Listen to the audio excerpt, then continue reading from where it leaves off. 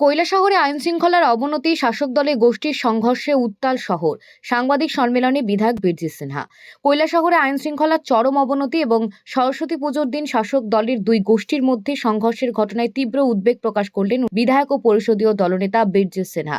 রবিবার দুপুরে জেলা কংগ্রেস ভবনে আয়োজিত সাংবাদিক সম্মেলনে তিনি এই পরিস্থিতির জন্য প্রশাসনের নিষ্ক্রিয়তা ও শাসক দলের একাংশকে দায়ী করেন। সম্মেলনে উপস্থিত ছিলেন জেলা কংগ্রেসের সভাপতি মোহাম্মদ বদরুজ্জামান ও কংগ্রেস নেতা রুদ্রেন্দ্র ভট্টাচার্য।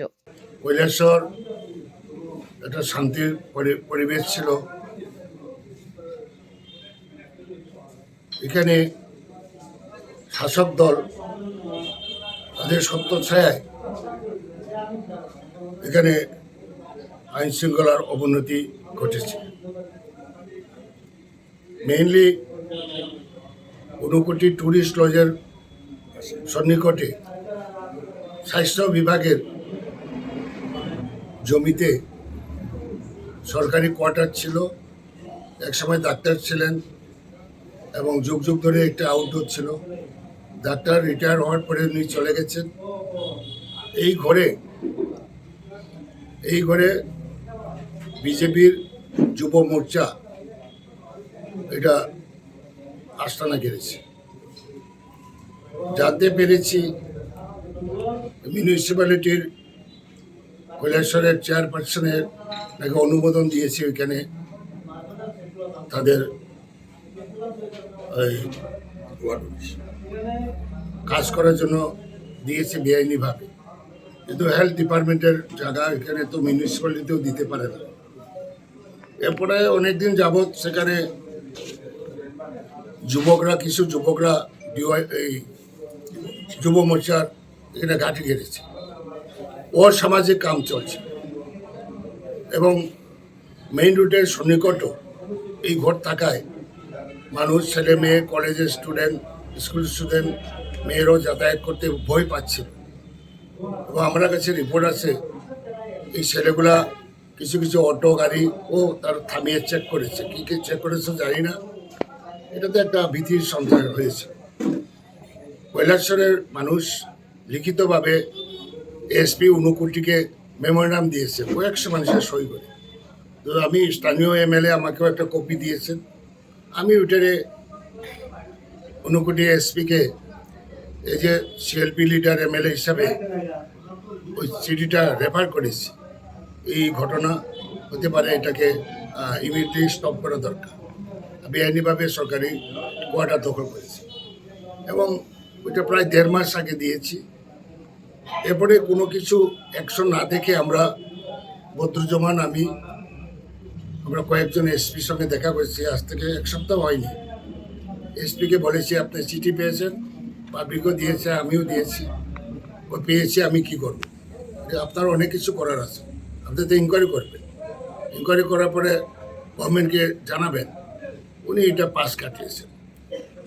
ডিএমকেও আমরা জানিয়েছি, কৈলাসহর এসডিএমকে জানিয়েছি, কিন্তু করে নাই। কিন্তু দেখা গেল সরস্বতী পূজার দিন 23 তারিখে বিজেপির 2টা গোষ্ঠী এখানে সংঘর্ষে লিপ্ত হয়েছে, যার ফলে পথচারীতে শুরু করে সারা শহরে একটা ভীতির সঞ্চার হয়েছে। একদিকে নেতাজি সুভাষচন্দ্র বসুর জন্মদিন, সরকারি অনুষ্ঠান হচ্ছে, এরপরে সরস্বতী পূজায় প্রত্যেকটা স্কুলে কলেজে পূজা হচ্ছে।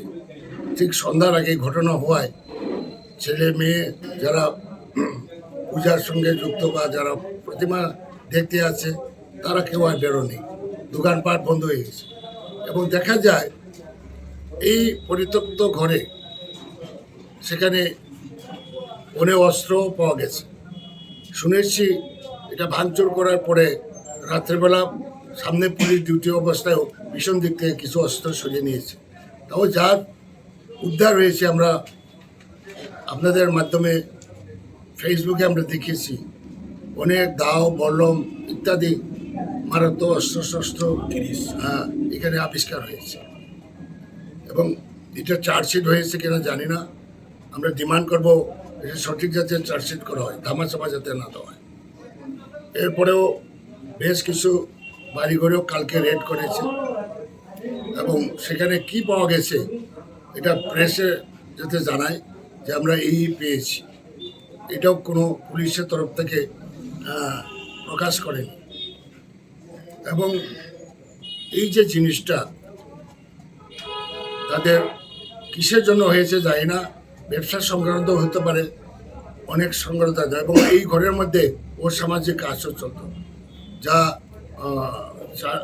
এটা পুলিশ যে আবিষ্কার করেছে। এখানে জন্ম নিয়ন্ত্রণের কিছু জিনিসপত্র তারা সিজ করেছে।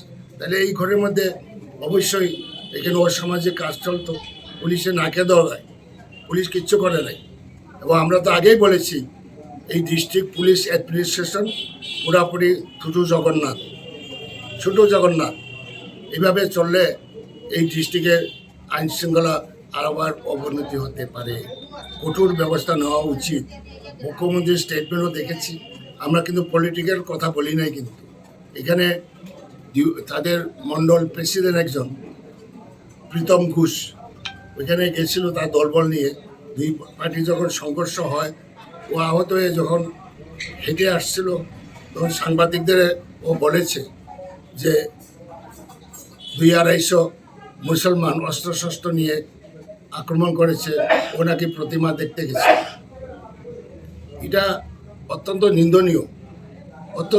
এটা কমিউনাল একটা রায়ট সৃষ্টির জন্য এই বক্তব্য রেখেছে। তার বিরুদ্ধেও পুলিশ আইনের ব্যবস্থা নেওয়া উচিত। তৎক্ষণাৎ আমি খবর নিয়ে আমি একটা স্টেটমেন্ট দিয়েছিলাম।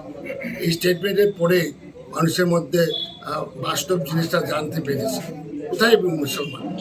এখানে যুব মোর্চার প্রেসিডেন্টও একজন হিন্দু এবং মণ্ডল প্রেসিডেন্ট একটা হিন্দু। দুদিকে বিজেপির সংখ্যালঘু মুসলিমও যুক্ত আছে। এরা কিন্তু আম জনতা বা আম মুসলিম সমাজের সঙ্গে যুক্ত নয়। এরা তারা ওই বিজেপিরই লোক। সে মুসলমান হতে পারে, ওই তো বিজেপির লোক। সুতরাং এই ঘটনাগুলা ভালো করে তদন্ত করে, নিরপেক্ষ তদন্ত করে বিহিত ব্যবস্থা নেওয়া উচিত। মুখ্যমন্ত্রী তো বলেছেন আমি কড়া ব্যবস্থা, মুখ্যমন্ত্রী সবসময় বলেই থাকেন। এগুলা যেখানে ঘটনা হয় উনি বলে থাকেন, কিন্তু অ্যাকশন তো আমরা দেখি না, সঠিক অ্যাকশন তো দেখি না। উনিও দলের ঊর্ধ্বে দলের ঊর্ধ্বে থেকে উনি কোনো ডিসিশন নিতে পারছেন না মনে হচ্ছে। সুতরাং আমরা অত্যন্ত উদ্বেগের সহিত বলছি, এটা ইমিডিয়েটলি এইসব কাণ্ড কারখানা বন্ধ করা দরকার। যেখানে সংঘর্ষ হচ্ছে দুই গ্রুপের মধ্যে, আমরা তো একটা লোককে তারা ধরে নিতে দেখি নাই।